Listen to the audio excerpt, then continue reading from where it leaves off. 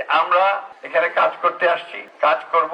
আর যদি দেখা যায় যে কেউ কোন রকম দুর্নীতির সঙ্গে জড়িত হয়েছে, তার কোনো ক্ষমা নাই। আসেন না আমরা নতুন করে শুরু করি।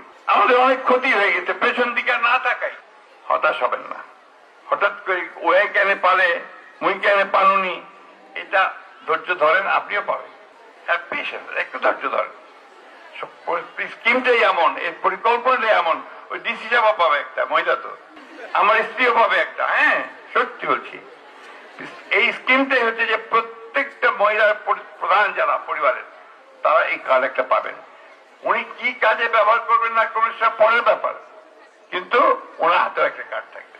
এটা হচ্ছে সোজা হিসাবে আমি যেটা বললাম যে মহিলাদেরকে ক্ষমতায়ন করা, তার হাতে একটা অস্ত্র তুলে দেওয়া, যে আমার শক্তি আছে, আমার এই ফ্যামিলি কার্ড আছে। আমাদের রাস্তাগুলো এই হয় নাই, পড়ে আছে, ফেলে আছে। এই রাস্তাগুলোর কাজ শুরু হবে, প্রজেক্ট সব তৈরি করে ফেলছি, ইনশাল্লাহ কাজও খুব দ্রুত আগাবে। আপনারা এইটুকু বিশ্বাস রাখবেন যে আমাদের তো আর অন্য কোনো ইস্যু নাই। আমরা ঢাকায় বাড়িও বানাবো না, বা বিদেশেও বাড়ি বানাবো না, বা আপনার ওই কানাডাতে গিয়েও বাড়ি বানাবো না।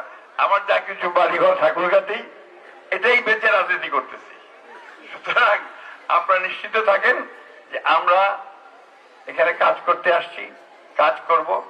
আর যদি দেখা যায় যে কেউ কোন রকম দুর্নীতির সঙ্গে জড়িত হয়েছে, তার কোনো ক্ষমা নাই, তাকে আমরা কোনো ক্ষমা করব না। এই ব্যাপারে আপনারা নিশ্চিন্ত থাকতে পারেন। আসেন না আমরা নতুন করে শুরু করি।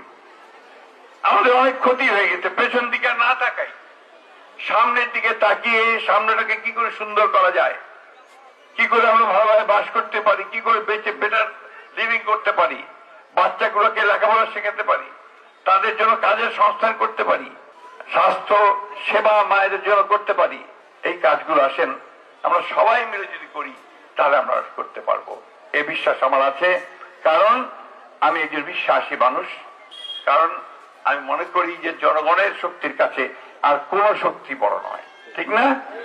শেষ সময়ে আসেন আবার আমরা আমাদের প্রধানমন্ত্রী তারেক রহমান, যিনি এই কাজটা দিয়েছেন, যিনি এই কর্মসূচি দিয়েছেন, তাকে আন্তরিকভাবে দোয়া করি, কৃতজ্ঞতা জানাই এবং আশা করি যে তিনি আমাদের কাছে যতগুলো ওয়াদা করেছেন, অগ্রিম ওয়াদা করেছেন, সবগুলো তিনি পালন করতে সক্ষম হবে।